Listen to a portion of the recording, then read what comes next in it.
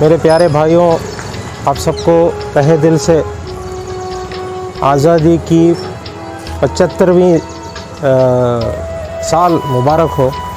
और 76th independence day जो हम मना रहे हैं, इसकी बहुत हमें खुशी है।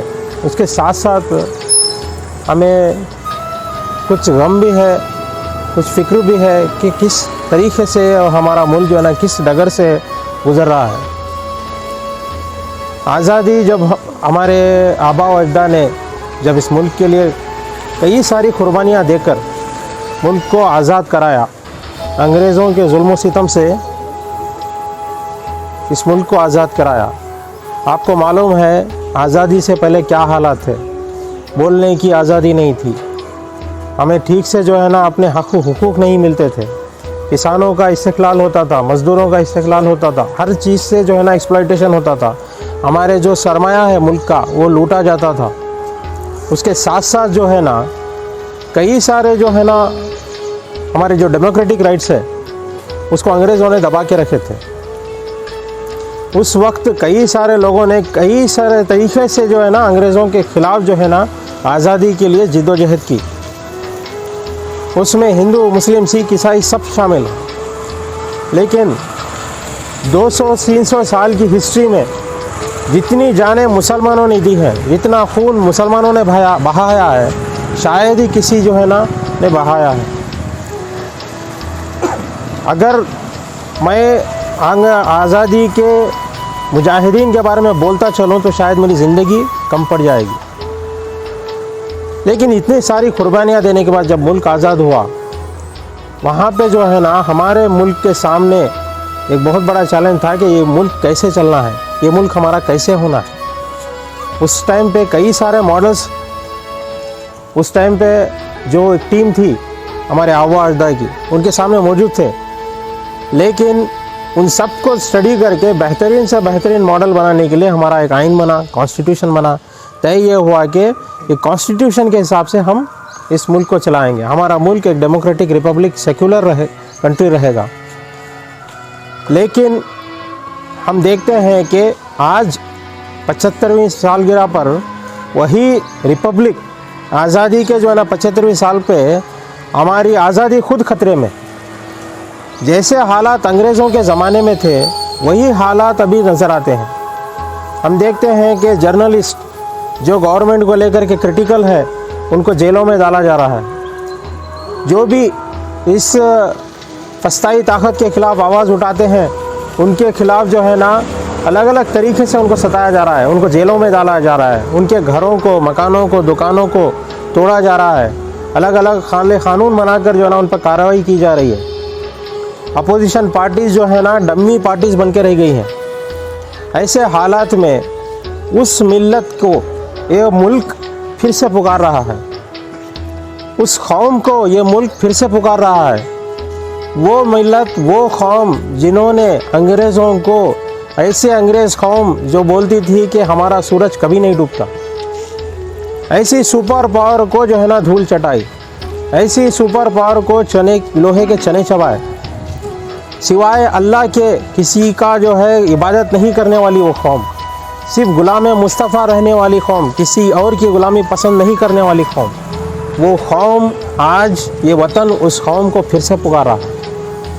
जिस तरीके से हमारे आबा अजदा ने कुर्बानी दी, आज हमें फिर से वही डगर पे चलकर इस आज़ादी का तहफ़्फ़ुज़ करना है। पॉपुलर फ्रंट ऑफ इंडिया जनवरी से सेव द रिपब्लिक नाम का एक कैंपेन कर रहा है।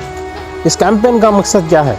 इस कैंपेन का मकसद यही है कि हम हमारी कुर्बानियों को याद करके, हमारे जो है ना आबा व अजदाद की ज़िंदगी को याद करके, उनको स्टडी करके हम ये देखें कि उन्होंने जिस तरीके से कुर्बानियाँ दी, आज हमें भी उसी तरीके से कुर्बानियाँ देना है। उन्होंने जिस तरीके से आज़ादी हासिल करने के लिए मेहनत की, हमें इस आज़ादी को बरकरार रखने के लिए मेहनत करना है। हाँ, जैसा उन्होंने फेस करे जेलों को, लाठियों को, सजाए मौत को, उनके घर भी तोड़े गए, हमारे लिए भी जेलों के रास्ते खुले हैं। हमारे लिए भी जो है ना लाठी डंडे तैयार हैं। हमारे लिए भी जो है मौत, शहादत इंतज़ार कर रही। तो हमें तैयार रहना है। ये मुल्क मेरा है, मैं यहाँ का किराएदार नहीं, मैं यहाँ का हिस्सेदार हूँ।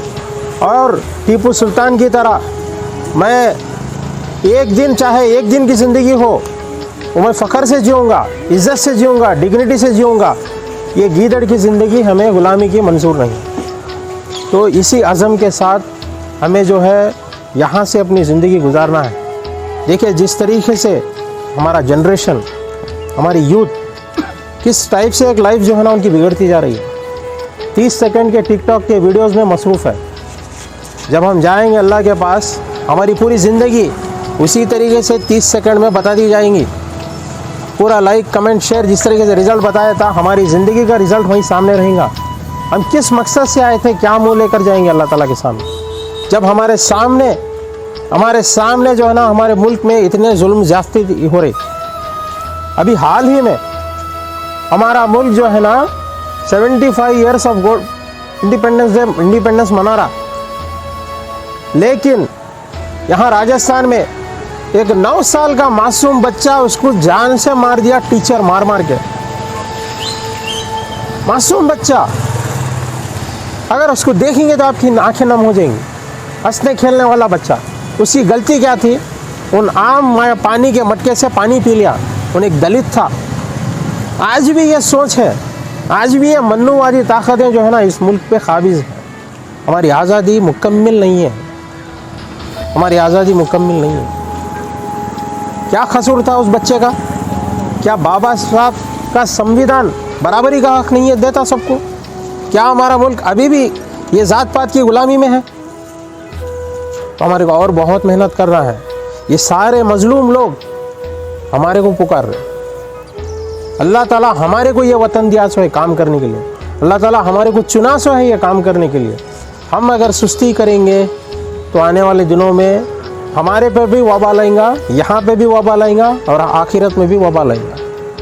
तो एक ईमान का हिस्सा है हमारा इस मुल्क के लिए इसकी हिफाजत करना। इस मुल्क की जिम्मेदारी है हमारे पर। इस मुल्क की हर मुसीबत मेरी मुसीबत, इस मुल्क का हर दुश्मन मेरा दुश्मन। इसी तरीके से हमारी ज़िंदगी रहना है। आज जो फसाई ताकतें क्या करना चाहती हैं, ये इनके दिमाग में क्या है? ये लोग की सोच कैसी है कि कुछ लोग जो है ऊपर रहना और कुछ लोग हमेशा नीचे रहना, कुछ लोग इस तालीम हासिल करना और कुछ लोग हमेशा अनपढ़ रहना, कुछ लोग जो है ना रहन सहन अच्छा गुजारना और बाकी लोग गुलामी की ज़िंदगी गुजारना। ये लोग जो है अंग्रेज़ों के चमचे हैं, अंग्रेज़ों की सोच है इनकी। ये मनुवादी सोच को हमें हराना है। आज़ादी तभी मुकम्मिल होंगी इंशाअल्लाह। तो हमारे को और बहुत काम करना है। सिर्फ 75वें साल गुजरने से फ़र्क नहीं पड़ता। जो बाबा साहेब का संविधान है, जैसा हमारा ख्वाब है संविधान का जो हिंदुस्तान है, वो हिंदुस्तान जब तक कंप्लीट नहीं होता हमारी आज़ादी कंप्लीट नहीं है। और बहुत मेहनत करना बाकी है और बहुत जो है ना जिद्दोजहद हमारी बाकी है इंशाअल्लाह। मैं उम्मीद करता हूँ हम यहाँ से एक अज़म लेकर हमारी जिद्दोजहद को पुरजोश तरीके से जो है ना कंटिन्यू रखेंगे और पॉपुलर फ्रंट ऑफ इंडिया का कैडर होने के नाते हम सबसे आगे रहेंगे इंशाअल्लाह। वाक़ी दुआना अल्हम्दुलिल्लाहि रब्बिल आलमीन। शुक्रिया।